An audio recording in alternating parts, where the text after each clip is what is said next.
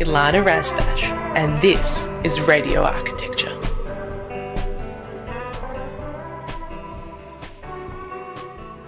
Good evening from beautiful Bunurong country. Welcome back for another evening of Radio Architecture. I'm here broadcasting to you live from the Karam Karam on unceded Eastern Kulin Nation land.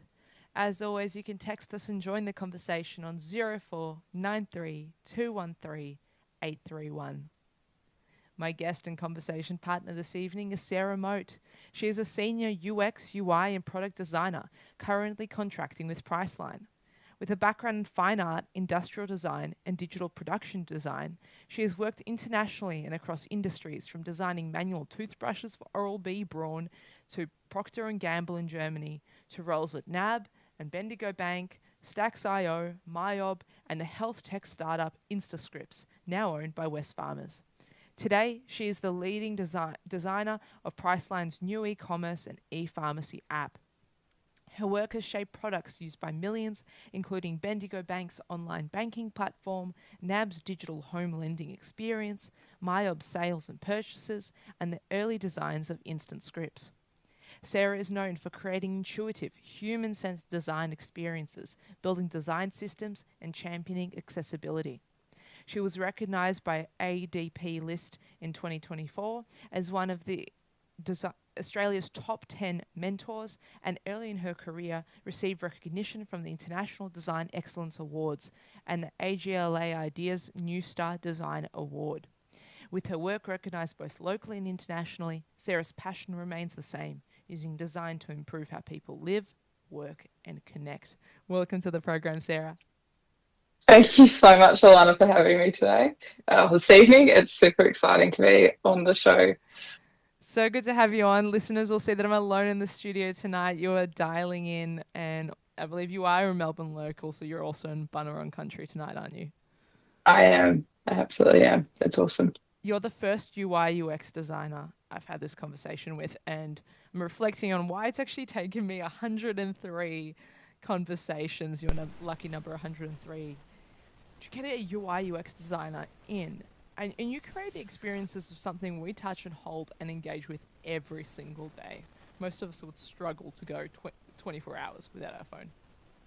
Yeah, absolutely. It's, I think there's so many incredible disciplines and creative people out there, and I've had a bit of a browse back through the archives of all the shows, and so there's just incredible people you've interviewed, so I feel very grateful and special to be asked to be number 103. It's cool.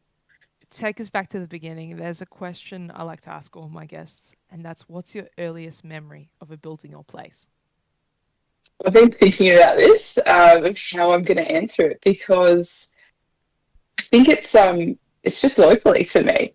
I've grown up in the suburbs of Caulfield and Malvern and that sort of thing, and I've grown up in that space, and I couldn't pinpoint a specific place other than the family home, and going through the changes there of growing up in the family home and then it being pulled down and my parents rebuilding, and travelling the same streets, I guess, as well, has been always a thing in places that I've been around that I'm just like, oh, this is so familiar. So, yeah, there's nothing. I guess the family home is my special place, but yeah. Is there a particular colour or material, or what was that home made out of that sticks out for you in your memory? Apricot. But there was this like soft apricot colour, and I guess it was evident of the time that my parents bought their place. And then that total transformation, I think my mum was really excited to just paint everything white in the new house. And even my house, even my room that I'm in now, my house everything's white, and I wear black, and I think it's very reflective of my personality, very black and white. There's a little bit of grey in between, but it's very who I am. And so, yeah, this apricot colour, it was always sort of, or peachy sort of tone. It was on the carpet, it was on the walls. And then brown curtains with the odd patterns on them as well. Very 70s, 80s. Very 70s. What do you think shaped that design sensibility for you? Sorry, that since my design. What do you think shaped that design sensibility for you? I think for me, like growing up, I always was going to be an artist. I think you've asked my mum There's a video of me when I'm about 6, and I think I talk about this always about the intro of myself.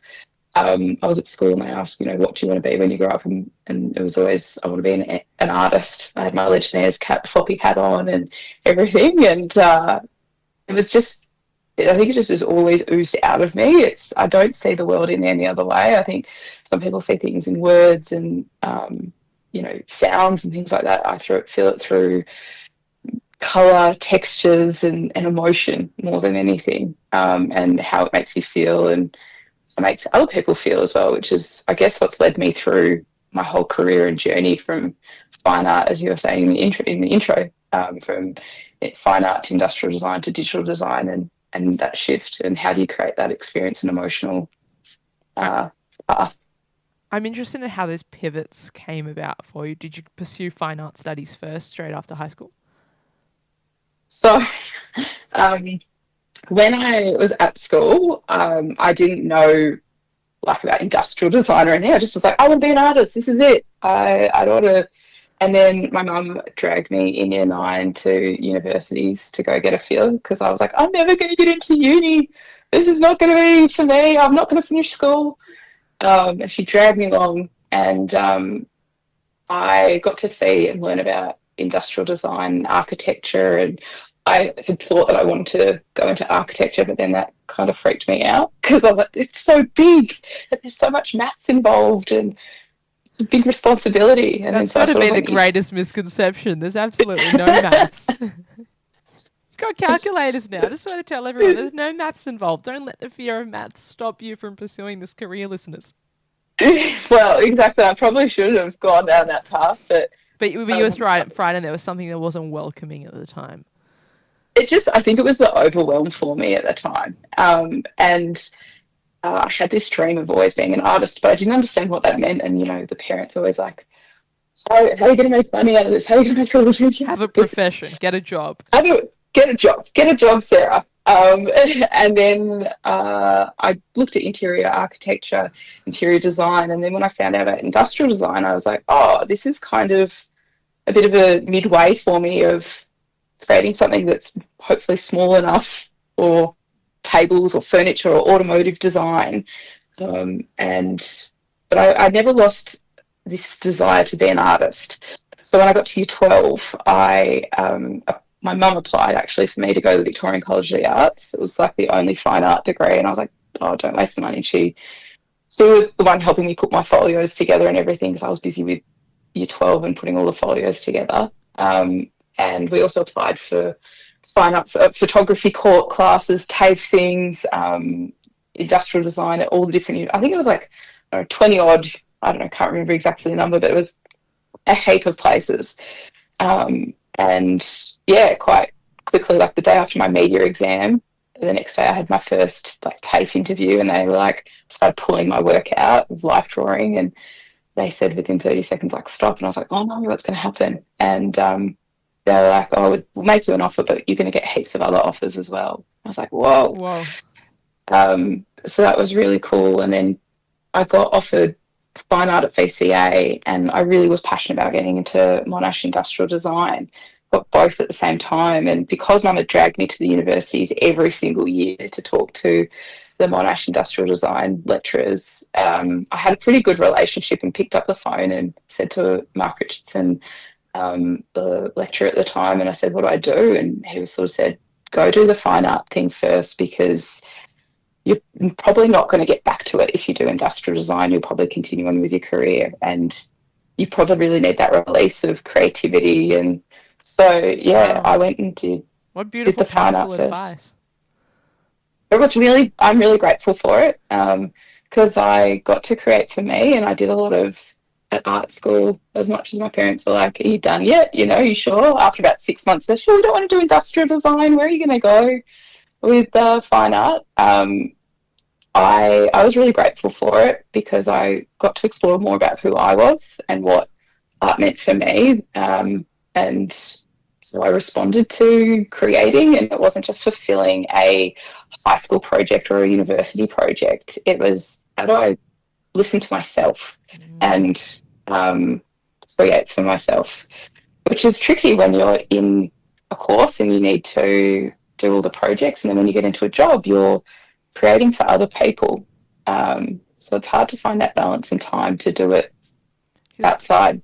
The whole point of that fine art degree is ultimately to develop your voice as an artist, right? It's not so much about the technical training, certainly not in contemporary art anymore. You're not obsessed with the perfect rendering of an apple.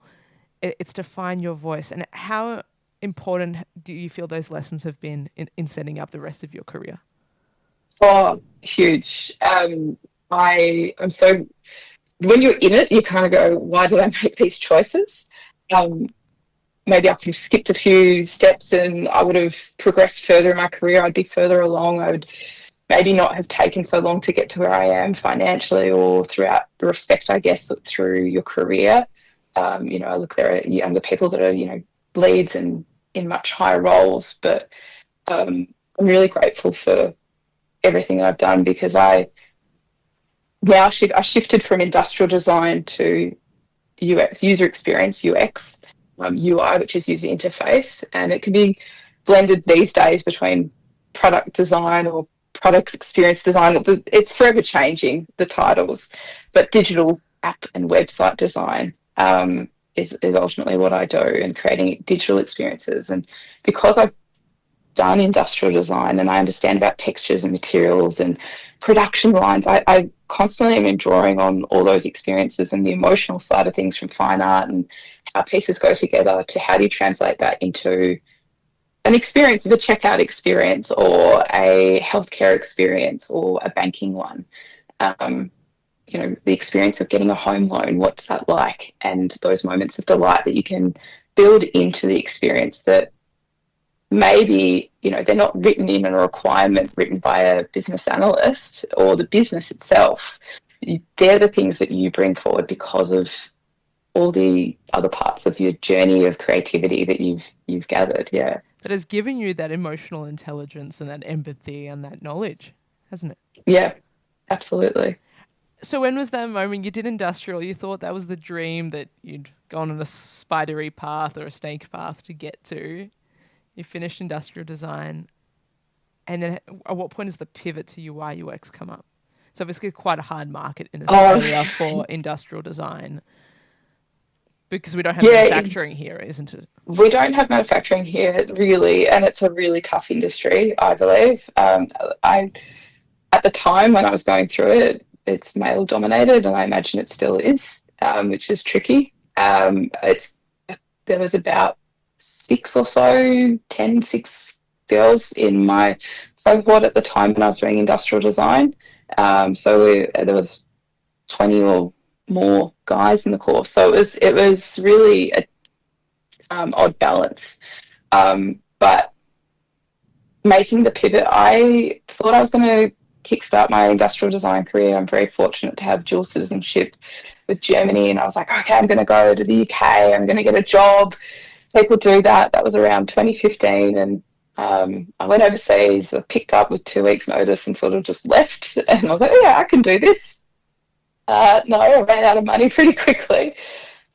But through AG Ideas being recognised for my work there, I'd been fortunate to connect with people through the John Truscott Foundation and be introduced to Ben Wilson in Germany, who works for Brown. It's actually Brown, but everyone here in Australia calls it Braun.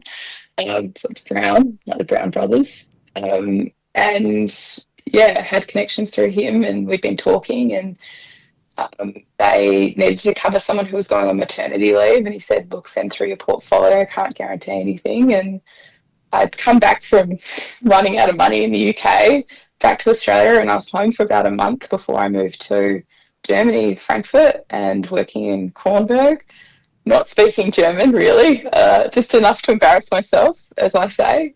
Nothing better than saying tooth boobs in German when you were trying to say toothbrushes.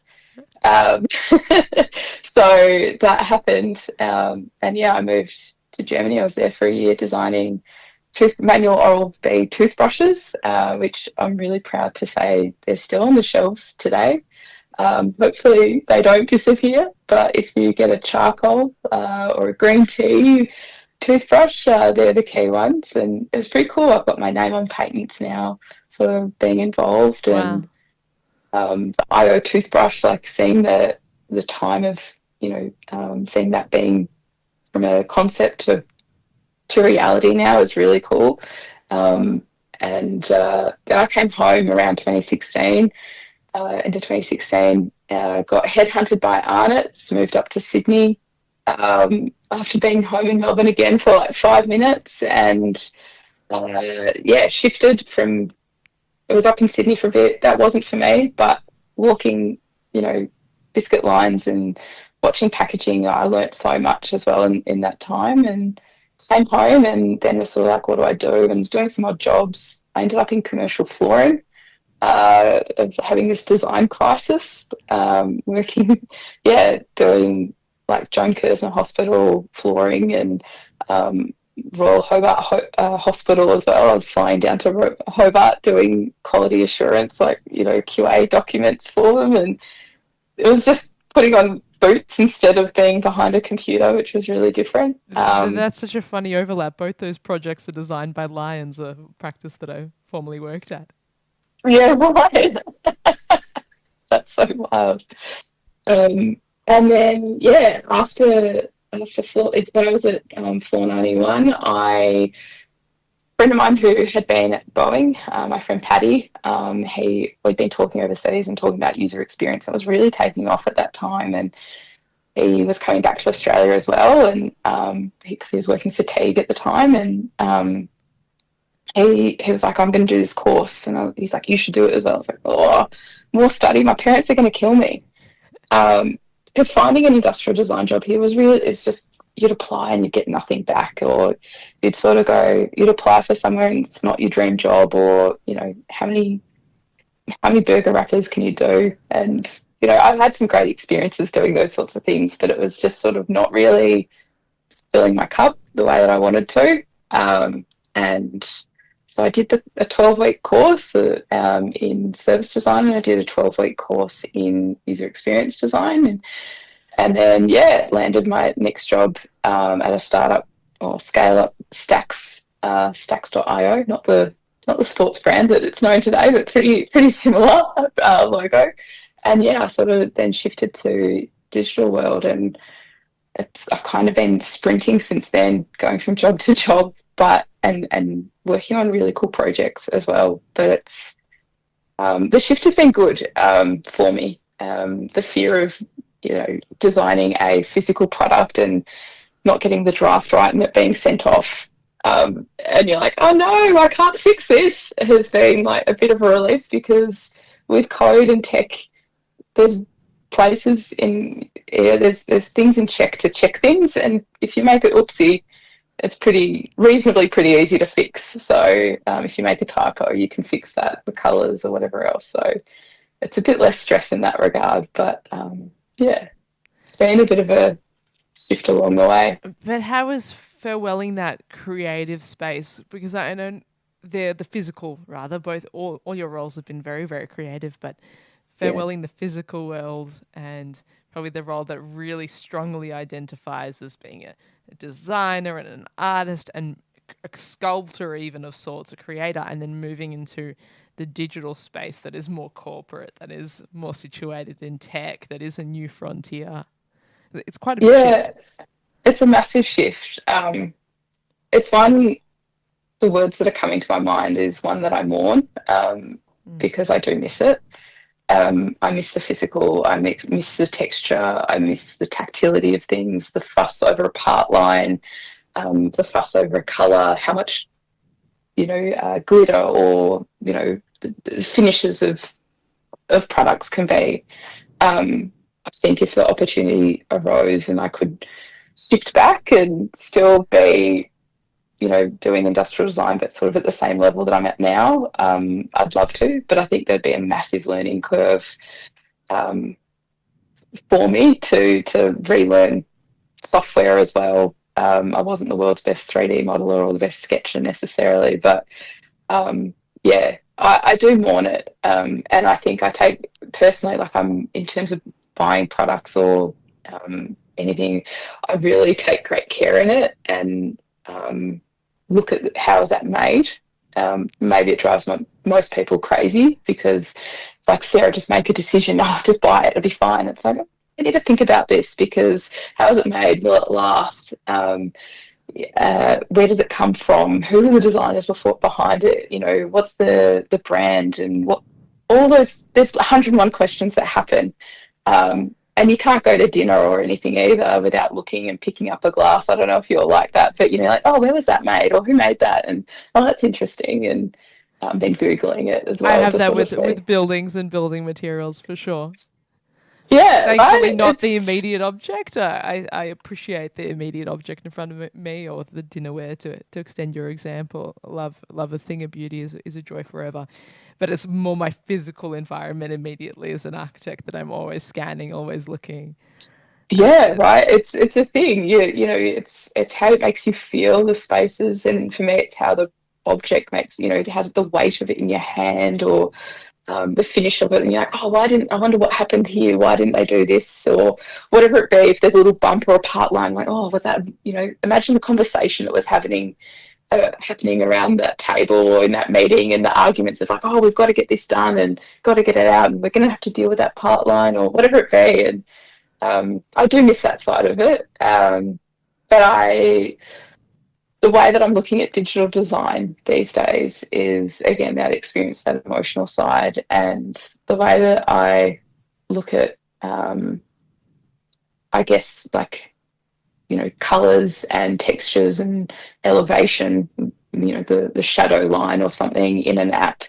I try and bring the same industrial design touch and thinking to it as well. But I find it depends on the environment that you're in, and the company, as you were saying, corporate, don't really quite get that same flexibility versus, you know, a startup or something like that, where you get to play a little bit more, and you get challenged as well by, you know, at the moment we've got Apple coming out with the glass design and liquid, you know, look. So, you know, those are things that are challenging the world that we're in now from a digital perspective. I'm really interested in, probably a little bit later in the conversation, we'll touch on this new frontier and the future and where you think we are headed. But truly, to be a designer, to have design training and creative training is such a gift that sets you up and changes your life forever and your way of seeing the world forever. But then it allows you to improve everybody else's life as well and have that advocacy and make those better decisions. And I know accessibility and usability is something you're really passionate about in UI UX design. Yeah, absolutely. My parents both have vision problems, issues. I don't know. My mum's got macular degeneration, and they're probably going to go, Sarah, don't say that loud. But and suddenly last year, my dad lost his eyesight in his left eye with no explanation. So aside, you know, my grandmother had macular degeneration as well, and it's a genetic thing in our family. So it's really close to home in terms of eyesight. But I've got friends. My friend Patty has 2 cochlear implants, and, you know, went to school with people who had who were deaf and had hearing impairments as well. And so for me, it's thinking about spaces, thinking about apps and stuff, who's going to use this and advocating for it. You know, we've got some base guidelines for the internet. A lot of places don't necessarily meet it. And so I'm happy to be the voice, to be that one person jumping up and down, if I'm the only person in the space, in the company, to be going, hey, let's at least do something. Kelly Schultz is an incredible person, and she recently spoke at Design Outlook, a conference for accessibility and inclusion, and she spoke about it being like vanilla ice cream. You've got your top tier, but you've also got your basic, and we just need to do sometimes basic vanilla ice cream, and that's the same for accessibility. At least we're doing something, we're not doing nothing, and, you know, turning our heads to it. So for me, it's basics of, you know, color contrast. So making sure, you know, you're not putting white text on a yellow button, because no one's going to be able to read that. That's an absolute disaster waiting to happen.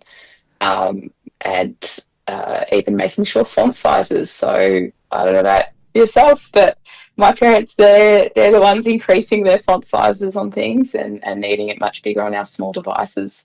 But they shouldn't have to have things that are, not usable. They should be able to enjoy the apps as well. So how do you balance your design decisions and then knowing that people's phones are going to have pre-settings and overrides and other accessibility overlayers they've put forward? How does that work from a UI UX perspective? there's WCAG standards, WCAG. Don't ask me what it exactly means. Without googling it, I'm terrible at it because everyone calls it WCAG. Or when accessibility guidelines. But yeah, they set the baseline for us for web, and then you can apply it to mobile phones. But then our phones itself have things. It's called responsive design. So when we're building apps, there's ways to build it so it's not like this is this size, this is 12 pixels, or you might use like a Word document saying this is 12 font or whatever else it be. It can be responsive. So code is magic in that way. So it can be responsive. And then when you're structurally looking at how you place buttons and text next to another button or text next to each other, you're thinking about how is it going to wrap around, what happens if it does scale, do we begin to truncate things, do we not truncate things, why are we doing these things? And I guess even though I haven't been doing digital design for a long time, but I've quickly, I think, embedded in my head those considerations. So when building things, stacking information vertically has been really important as well. And sometimes it is, and you have to weigh that up between the aesthetic look of how you think you really want something to look, or how a stakeholder, someone further up the tree wants it to look, versus who you're designing for. And I think that's the same with architecture or product design or industrial design. It's who am I designing this for? And the answer is everyone, because you don't know, but there are sometimes particular cases and who you're targeting first of all as well. Responsive design is awesome. Is responsive design like the digital design version of universal design principles that we are applying in the built environment? Yeah, I guess so. You've got your web standards, you've got responsibility. Yeah, you've just got to be reactive to them all. Yeah. What does good design mean to you? So I just roll off the 10 data rams. That's good design for me. Simplicity, functional, measured and thought through. No extra fuzzy bits necessarily are needed. I'm pretty minimal myself. I don't overdo things, so good design to me is a really simple, thought through design. It becomes timeless, doesn't it? I'm seeing a bit of that German design school sensibility in you, in the clean, crisp, minimalist. Yes, absolutely. I think that's I'm so privileged to have had a year. I wish it was more to work for Brown, and have that opportunity to work where Data Rams worked and designed, and to work with people that really place design in such a high standard, and a high place of respect and consideration, and it's in their blood. How do you think we can bring that culture and that value to Australia, though, and really communicate that value of good design? I think there are some awesome people out there that are trying, and I think we're getting better at voicing what good design is, and I think we're finding that designers are leaning towards those people that are not accepting just, that will do. Think of us from a digital perspective of app and web design. I think that's harder at larger organisations, but we're seeing it from more of startups. I think they're embedding it into their culture. Whereas it's like trying to retrofit something into a larger organisation and shift, 7,000 people versus, a smaller crew and a crew of people to really go, no, these are our values and this is what we're working towards and what does good look like for us. I think we've got, design festivals as well here, and we've seen the NGV really embrace design. In terms of, if it's not just art and classic art, we've had some really engaging pieces from talking about objects and product design, which is fantastic as well. And I hope that continues, and I think it will. That point about what does a good look like for us is an amazing question. And I hope one that all stakeholder groups are asking themselves. And I'm seeing here actually a really interesting parallel emerging between the really core foundation of architecture and leading towards successful projects and that same core foundation of UI, UX and digital design is behavioral psychology. Oh, absolutely. Absolutely. We need to look at all of it together, because how people work in spaces, where is someone using. My old manager would have put up a screen of banking. In banking, he'd have an image up of someone sitting on the toilet and they're fine. They're doing the banking from the toilet. Like, where are people doing these things? Where are people actually engaging? Because that influences your mindset. Like, now that you say that, I think indeed that influences the headspace that you're in when you're on the app and your ability to navigate it. Yeah, absolutely. What are you concentrating on? What else is happening? I often talk about, so at the moment having to work in healthcare and on apps with that, you're thinking, especially with like instant scripts, you've got a sick child or a sick parent or whoever it be, or you're sick yourself, you want to be, you're lying in bed trying to get health help or, talk to a doctor, or what medications for me, and how do you navigate that? How is someone, I try and, I guess, take on that character of, and trying to navigate the design and flow of, make it easy, and then the follow-up information, hey, is even putting in a little link to add to calendar or a text reminder, or, hey, we're going to send you this information, and taking that initiative to go, we've got this, and that product's got that for you, forwarding on the notes from the doctor to your own GP, whatever it be, is just, but yeah, exactly, who's using it and how do they feel through it. And it's a huge vehicle to build trust and confidence. Ultimately, that's what really, really good design does. It builds trust and confidence. Yeah, absolutely. And that's hard from, I guess, larger organisations. They have that. Looking at Bendigo Bank and NAB and MIB, there's people that are doing it. But if you're a smaller company, how do you create that? And I really find, I think it's my own self about transparency. There's no limit for me. My life, I often share my, too much maybe with my colleagues, but it's the same with apps of like, keep it in simple language. Don't do the fluff. Don't use too much jargon, all those sorts of things. Yeah. What would you want the public to really understand, or maybe someone's thinking about new businesses where they're a startup, someone in that early space that is considering maybe it's time for a website, maybe it's time for UI UX design? What would you like them to know about the importance of design in this space? Oh gosh, first thing is accessibility. That's just like full stop. No matter what if you're doing a simple website for a plumbing company or electrical company, whatever it be, think about, accessibility. Think about your brand colors. Think about who could come to this site, and then thinking about the information about how you want to break it down,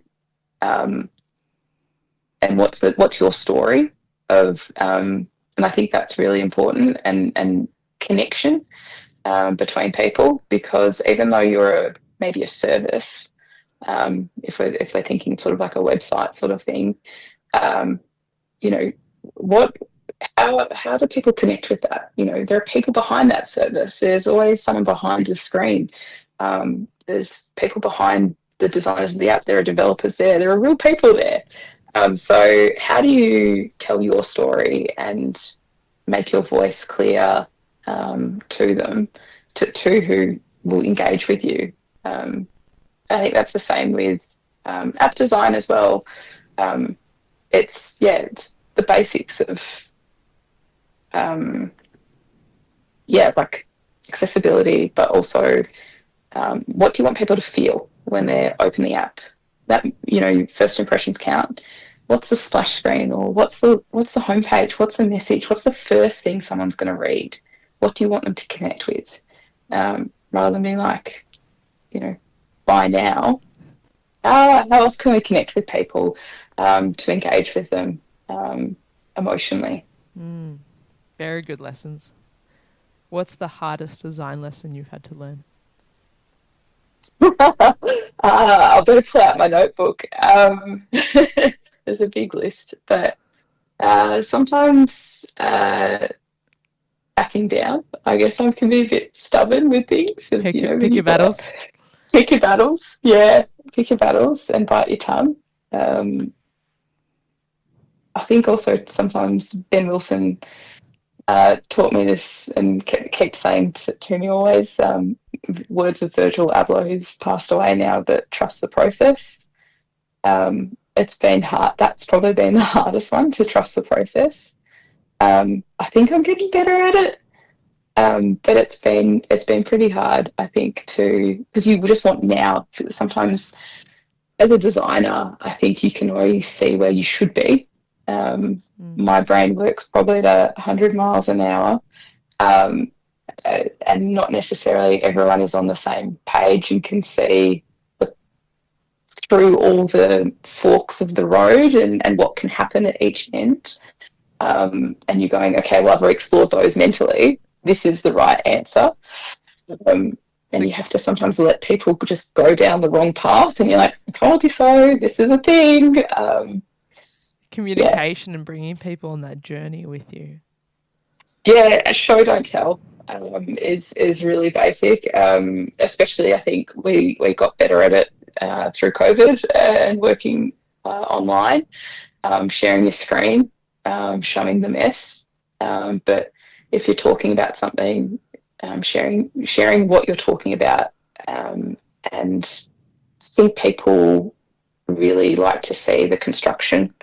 You're grabbing a component from a design library, so that might be a button, or it might be a label, or a text input field where you type your name or something, and how you structurally build that together. But sharing your screen and allowing other people to contribute to it, meaning like, oh, what about we put some copy in here that will support the message that we're trying to get someone to fill out this form, or maybe we can have an info button. You're like, oh, that's a great idea.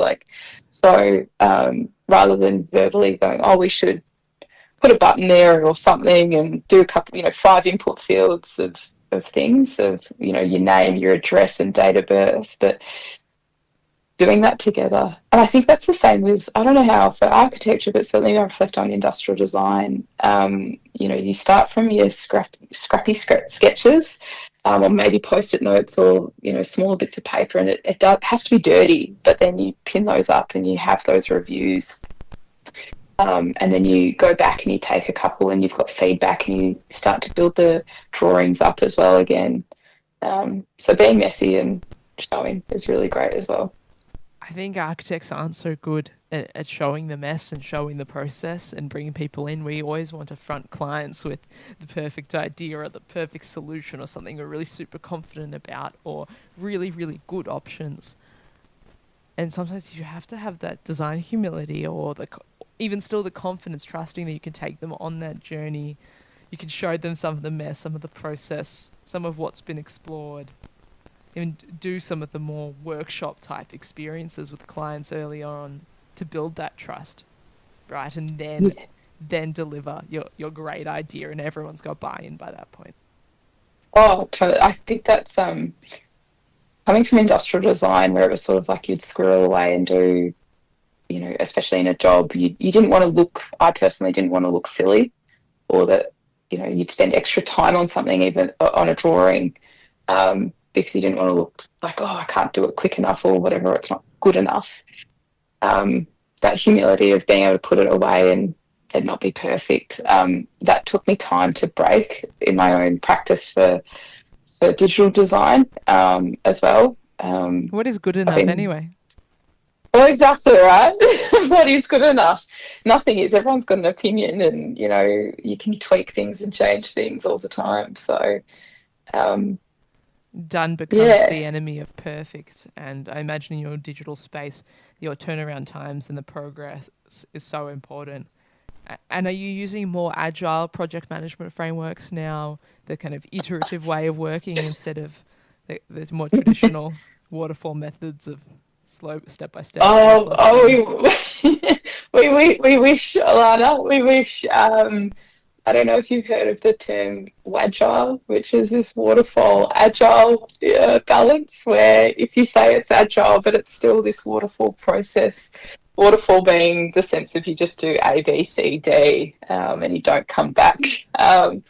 Sometimes in Wagile you do, but the agile process hasn't necessarily always been the case of working where I've been, but there's been good attempts.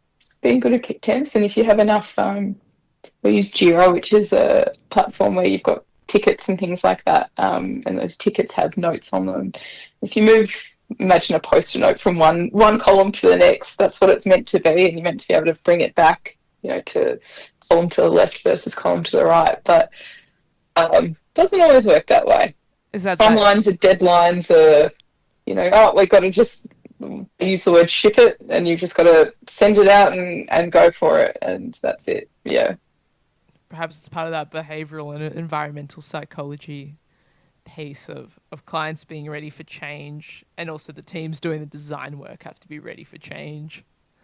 Absolutely. And even if when they say, oh yeah, we're ready, no, not necessarily they're ready.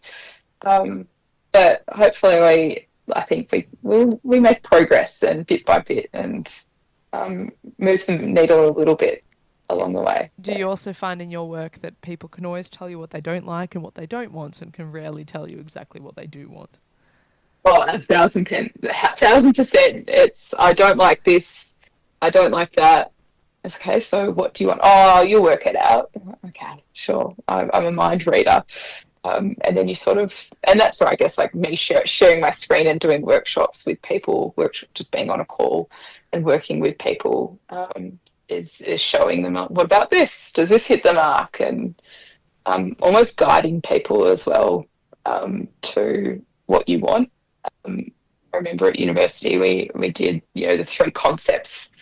Number 1 is probably going to be the one that they want. Number 2, you've pushed the boundaries a bit, and number 3, you really hope they don't do it because it's so crazy and out there. So doing a bit of that within the digital space as well is sometimes a great tool that I've used more recently to sort of help guide the direction that or the message or the emotion that you're trying, or functionality that you're trying to create digitally as well. Make it cool by making it familiar. Sometimes go a little bit too crazy so you can bring it back to that medium that you actually want, but suddenly is presented as being a bit more reasonable.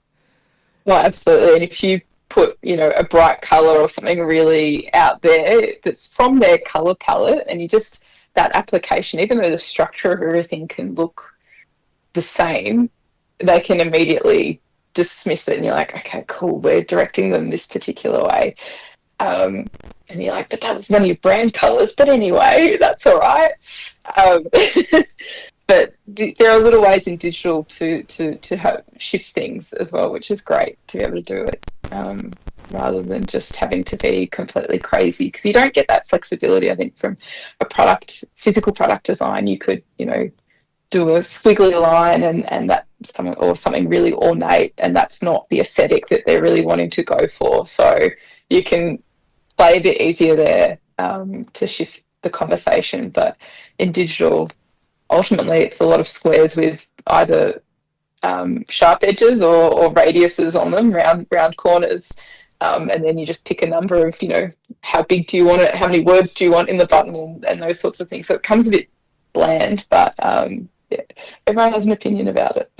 Everyone has an opinion, and we've seen changes in tech and software, particularly in the graphic design space, was so disrupted by Canva that suddenly not only did everyone have an opinion, everyone also became a designer. And graphic design was so disrupted because no one needed to pay for a logo or mediocre logo design anymore. They thought they could DIY it.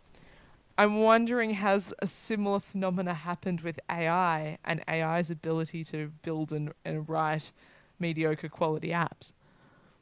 Oh, absolutely. I haven't delved deeply into it, but there's vibe coding that's coming out that's taking Oh, off. say And more. so What's vibe coding? vibe coding is you can write a prompt in like ChatGPT, and you can have a conversation, and the particular language learning model can start to create you a screen for an app, and even work in terms of like if you want filtering and sorting to happen, all that sort of stuff. People are building really quite quickly basic UI app screens or website screens and software screens. And yes, okay, you need to think about, it gets you going in terms of visually how and some of the functionality. Wiring it up properly, I guess, is a much harder task at the moment, and you still would need developers to help you with all of that, I believe.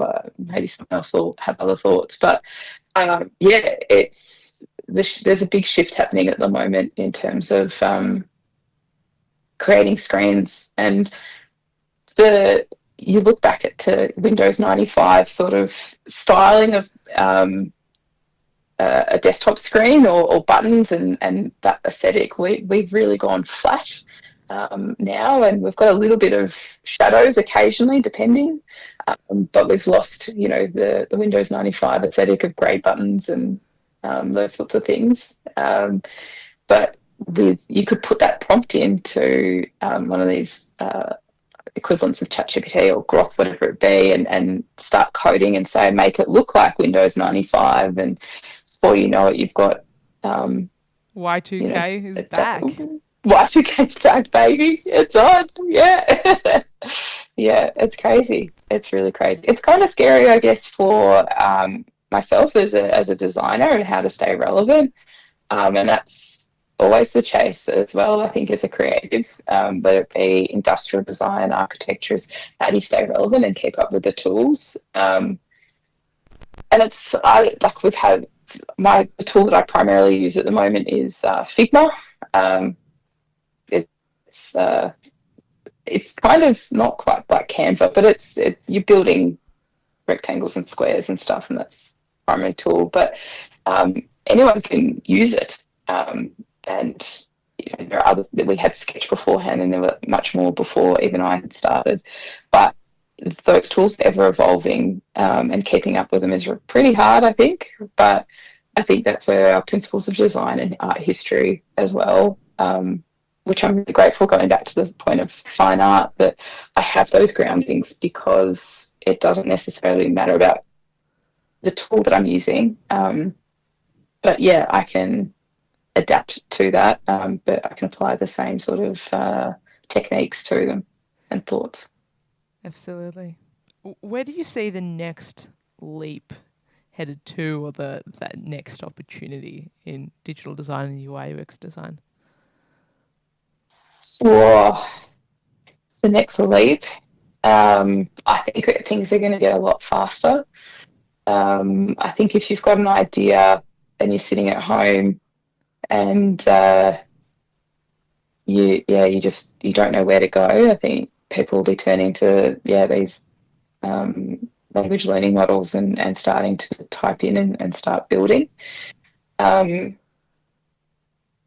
think it'll be a while before larger organisations do that, but just because around intellectual property and their own, all their history and all the information that they store. But I certainly think there'll be newer startups coming, moving quicker, moving faster, and taking over. Taking over full stop, I think.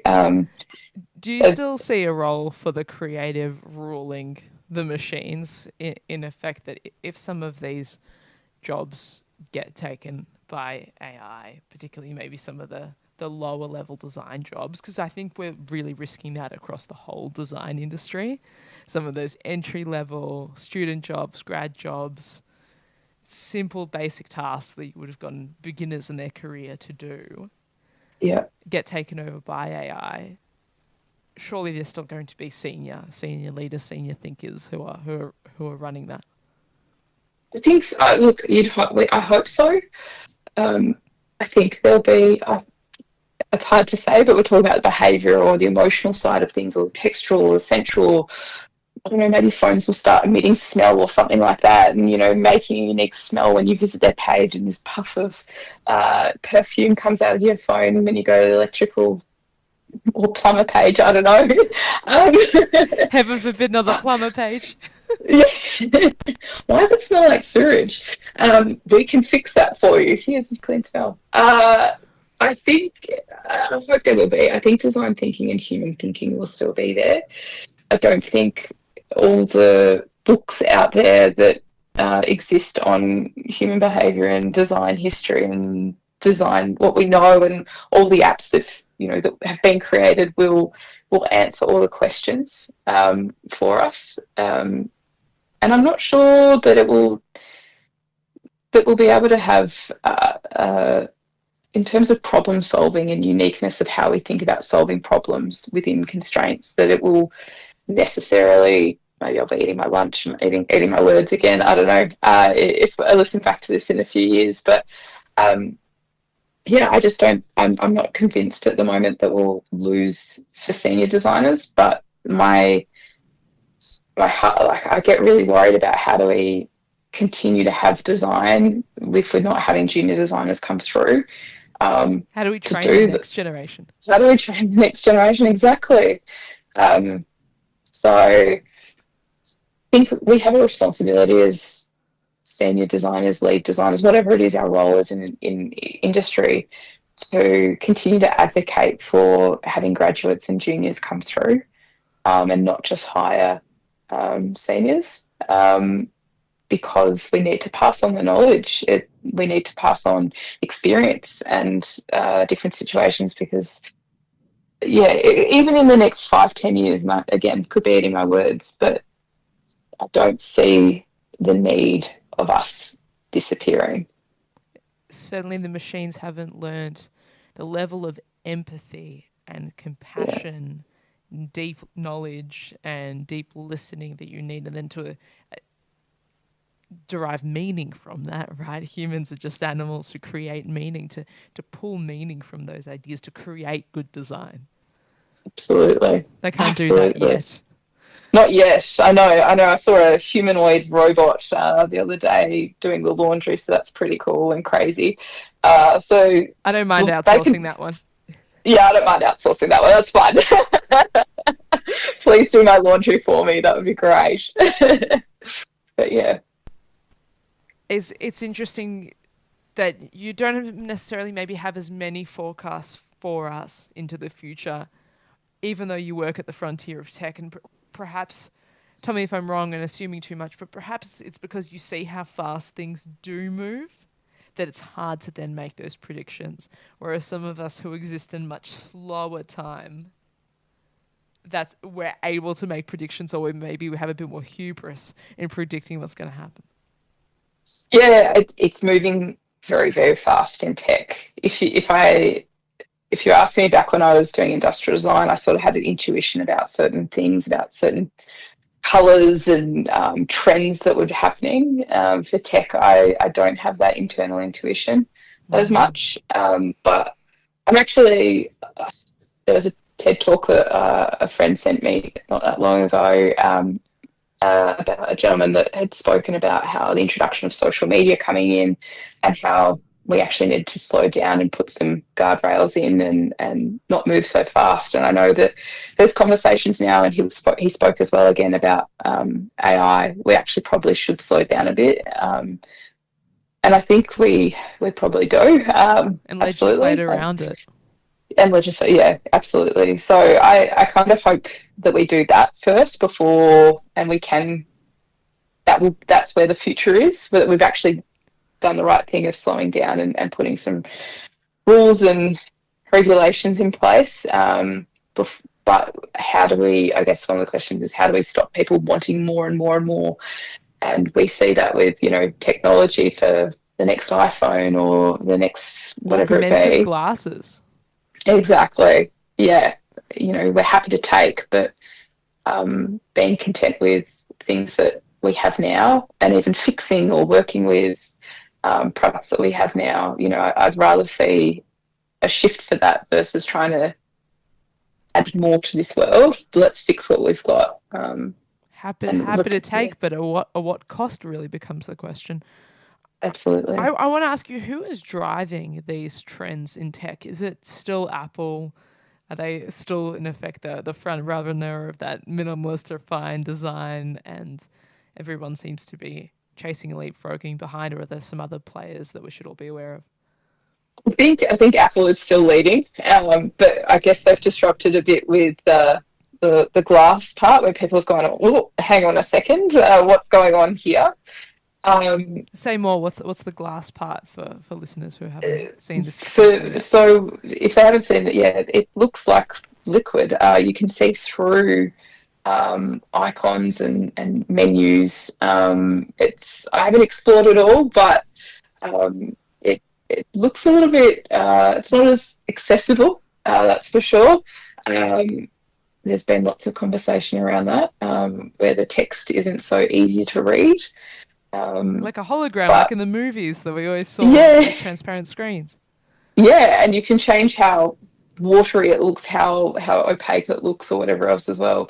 But it's not something that I think everyone wants. So it's an interesting space where Apple is forcing this upon us, and the flexibility is, and a lot of people I think use Apple products. So being able to say no to things, and is it that we want more flexibility around, I prefer this color, or I like this style? Will people shift to Android devices more? It's a interesting one. I think other than Apple, I think Sam Altman with AI is probably driving things, and Johnny Ive is working now with Sam. So it's an interesting space to watch. I saw Sam Altman's behind ChatGPT and OpenAI, and one of the interviews that Sam did with his brother, he was talking about the interface and how a lot of other chat models are looking at ChatGPT and how they've set things up and making the same design mistakes that they wish they hadn't done, so that they're copying because they think that's good design. Which, I think coming back to even like what does good design mean to me is, okay, you can look wherever you want to gather information, but it's also what is best for the situation, best for who your users are. Best for product design decisions.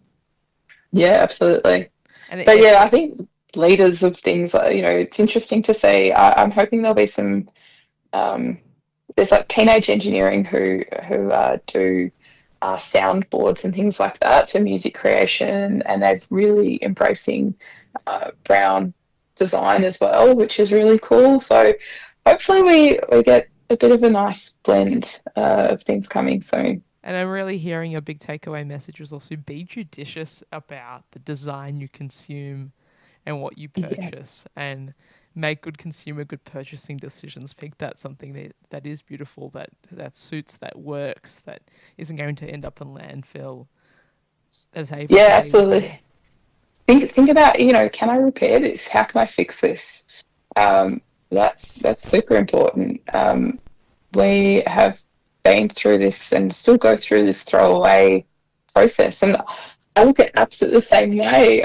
Maybe I'm a little bit frugal of not wanting to spend a heap of money on buying an app, and it's only a few dollars. We can think about it that way, but think about, do I need this on my phone? And the notifications that I'm going to get, how do I control these things?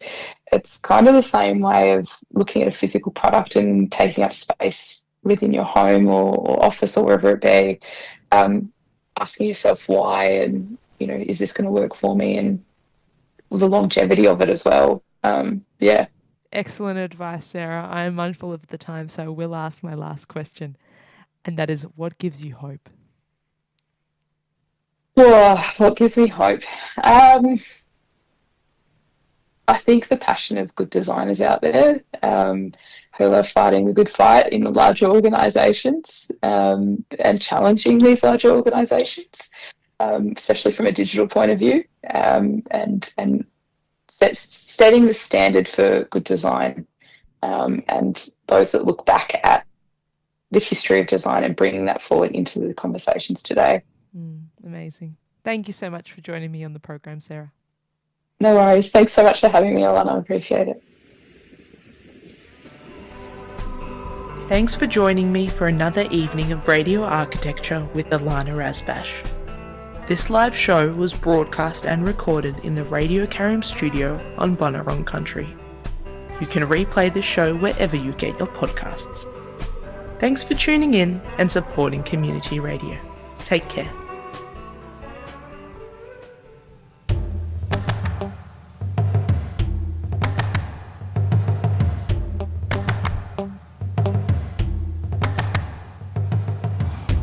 Hi, this is Naomi Libba, composer and vocalist. I'm here at Radio Karam. They rock.